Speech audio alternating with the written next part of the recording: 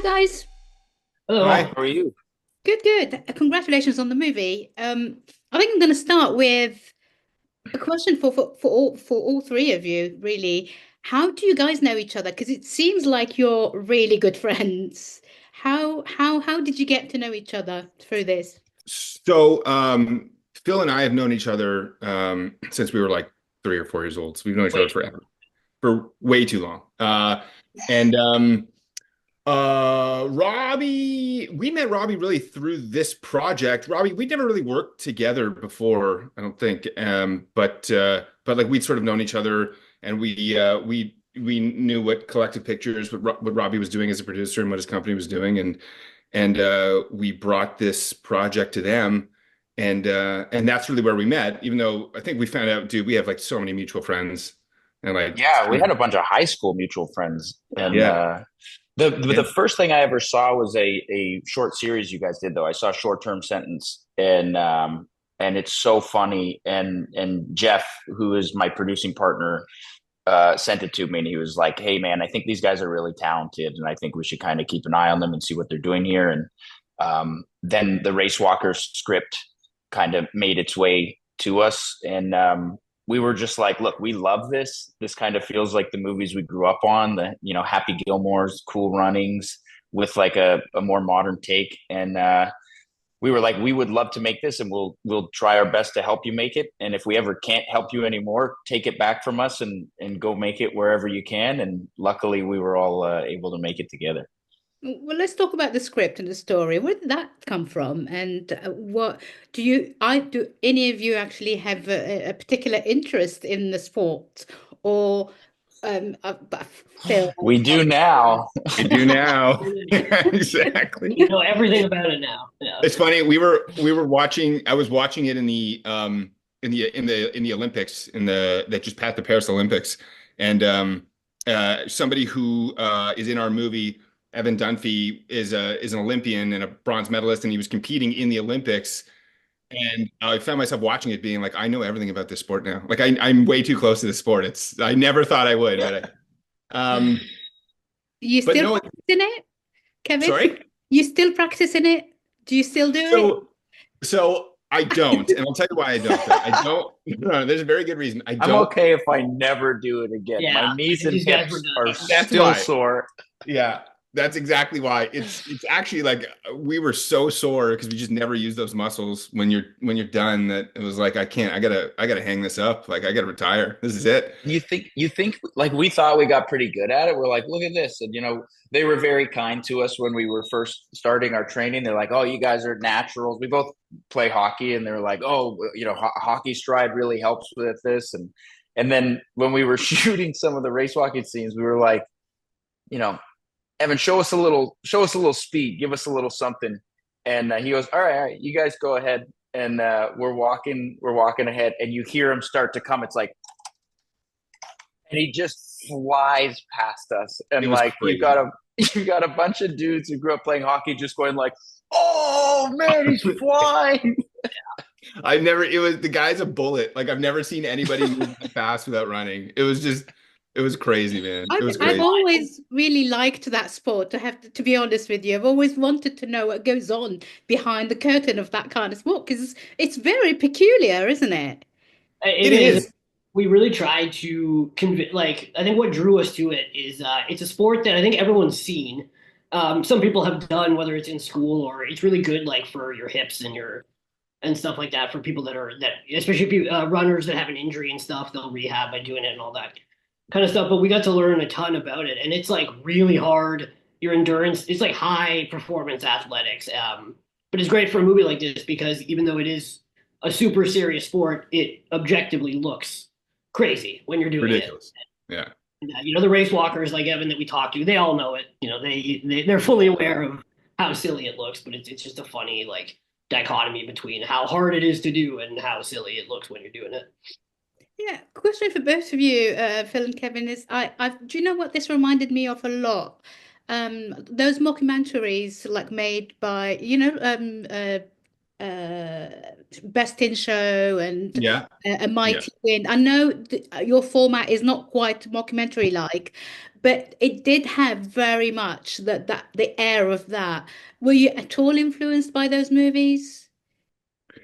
I think that, yeah, to a certain extent, yeah, we were. I mean, I think the connective tissue there that we found is like we did know that for this to work, everyone within the sport in the movie had to take it super seriously, Yeah. right? I mean, and everyone, so it's like it can look ridiculous to people on the outside, to the audience on the outside, but everyone in it it takes it so seriously, it's so dialed in. Ched, the character that Robbie plays, is, I mean, unbelievable performance in this movie. And he's just so focused and dialed in on what he's doing, and that probably gives some of the air of that sort of parody kind of feel that you do get with those sort of mockumentaries.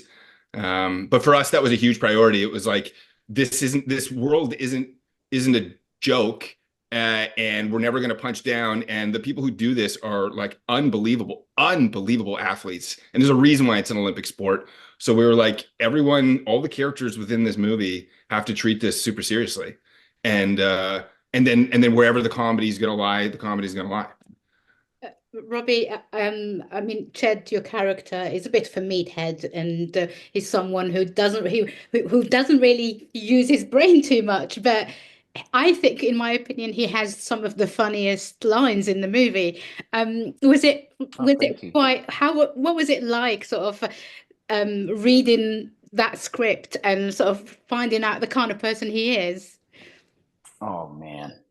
I mean, first of all, Phil and Kevin, they really wrote, like, it's all on the page. It's not a ton of improv. They gave me freedom to make the character a little more out there, and like, we decided on a mohawk and some pit vipers just because it just felt like a kind of odd thing. And then when we were talking to Evan Dunphy, the race walker who helped train us and is the bronze medalist, he was like, yeah, there's a guy from, I think he was Swedish.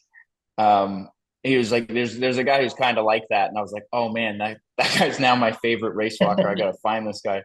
But it was just, it was a really fun character to play and get to do something that's a little different than what I normally do. And it was so great to watch these guys, kind of put together this project that has so much heart and is so funny, but it just kind of sneaks up on you with the feels. And I just loved it. It was like a giant student film. It was all friends and family. It was people we all know. It was this nice little community, and we had a blast. Yeah. Phil and Kevin, I know you guys are both sort of co-directors, co-writers, and you've co-producers as well. Are the difficulties behind sort of starring in something and also having a hand in also making that movie? Does that get complicated at all, or do you feel like now that you've done it, you know exactly what not to do? I mean, I think anytime you make a project, you learn all the things that there's like an old joke that you become an expert in making the movie you just made when you made it. So it's like, I have to do another race walking movie, like we're gonna nail it. I wouldn't say it's a little complicated, but Kevin and I have been kind of doing this sort of partnership for long enough. Robbie mentioned the web series we did. That was the same sort of deal where we each directed a few episodes. We were both in a lot of it as well. Him and I have a good shorthand, and we're able to, like we were saying, we've known each other forever. We lived together for quite some time, and embarrassingly late in life, and we know how to work together. And then you lean on your team. We had our DP Matt Barkley, and a lot of our co-writer Evan Landry, and all that kind of stuff. When you have days when both Kevin and I are directing, but also on camera, you really got to lean on your team. And we were lucky enough to have like a super talented team that was really dedicated to it. So that was immensely helpful. Kevin, what about you? Yeah, I mean, I definitely agree that, like, I think the team that was put together has to get a lot of credit for this. Connor Johnson, our AD, Evan Landry, who is a writer with us and a collaborator with us, and he was on monitor all day, like along with producing the movie, which he did. He's on monitor all day, and it's like we could not have done this without that sort of support network. But then I also think, uh, we did this on, as Phil was saying, on short-term sentences on the web series, and you quickly start to pick up the things that you're going to need. You start to figure out where you can accelerate the process, right? Like when you can put faith in other people to tell you if you need a couple more takes or something, or if you have it, like just that kind of. I don't think we would have been able to do this if we hadn't had that experience already. There are always sort of tricks to the trade, and yeah, we sort of got in a groove of how to kind of understand like what we need and what we don't need to be wasting time on just because we've done it before, basically. Yeah. Robbie, what was it like from your point of view, seeing these guys kind of behind the camera, in front of the camera? How does that work when you are also playing alongside them? Um, I think so much of it is the trust they have in each other and the chemistry between the two of them. I mean, that was what I fell in love with in short term sentence, and why Jeff and I were like, oh man, these guys can do this. We need to help them get their shot, and they did an unbelievable job. We made all our days. This was not a big budget movie. This was something that everybody was there because they cared. And I think casting was a huge part of this movie. And we're very lucky to have a lot of talented friends who came out and cared about what we were making. So I mean, all the credit to Phil and Kev and what they did, but I think so much of the movie relies on who they are, outside of making the movie, and the friendship they have and the shorthand they have and the chemistry they have as friends, and that shines through. And I think that's what people will really fall in love with watching the movie. I do want to sort of piggyback on something there that Robbie said that I think is absolutely true, and we need to give credit where it's due. Um, the cast that was put together was so good that it really, I mean, Robbie mentioned this a few minutes ago, and I have to kind of disagree. It wasn't all on the page. A lot of what you see when you watch this movie, people like Robbie elevated his character like so much that, and that's a very tricky part to play, like very tricky part to play that can easily not work. And it's unbelievable in this movie. And Greg Bryk, Jess Salgueiro, I mean, our cast, sort of down the line, everybody sort of did that. And that helps Phil and I and Evan and our writing a lot, Yeah. right? I mean, it's one of those things where it's like you put it on the page, but making something come alive, like that's not really Phil and I mean, we were just so lucky that these actors came together and helped elevate like every single scene in this movie. I mean, we're sitting there in the edit, and we're like, every single scene in this movie is better because of the people that we hired. Mm. Phil, I was very intrigued reading sort of your bio, because you're a fellow film studies or cinema studies undergrad, and I just are you like any other cinema studies undergrad? Did you ever regret not taking filmmaking instead of cinema studies? Because every single person who I know who did that course always says, "Oh, I'd rather have done something more practical." Or Yeah. did you really fall in love with that with that? There was, I mean, I completely, it's a bit of both. I mean, there's not a practical education when you're doing that kind of cinema studies.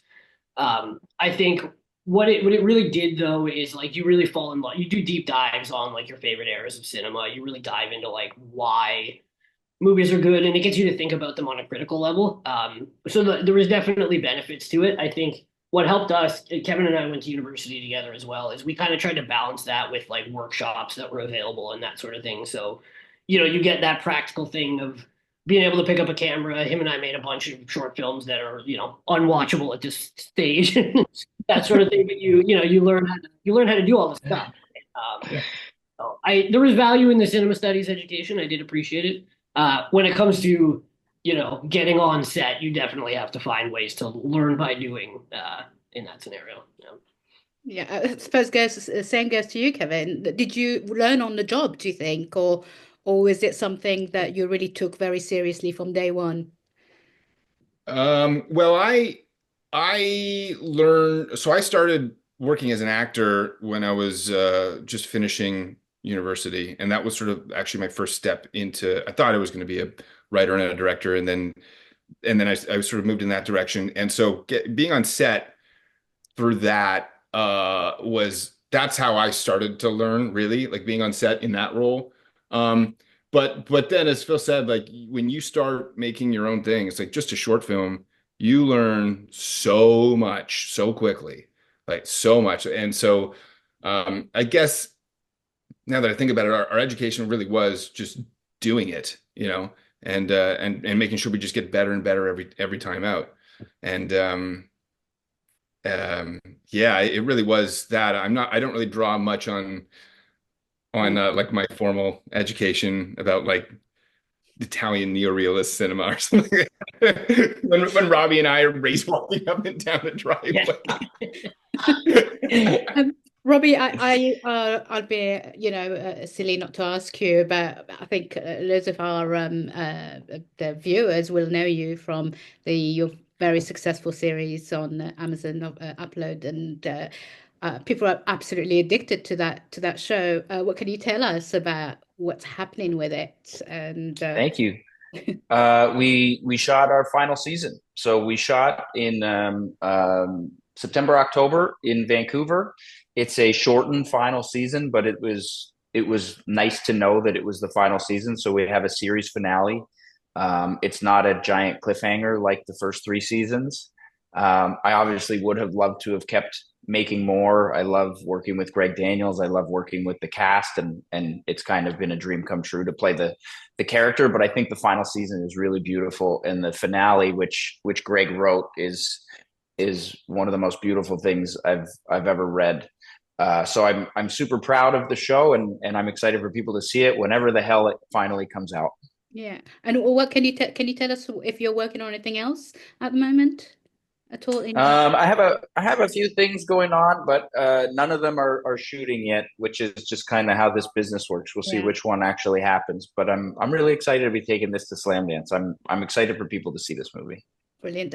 Fantastic. I had such a fun time watching it. And like, as I say, I've always been fascinated by that sport. So, I was quite intrigued to see this. Thank you so much, and good luck at Slam Dance. And yeah, thank you for talking to me.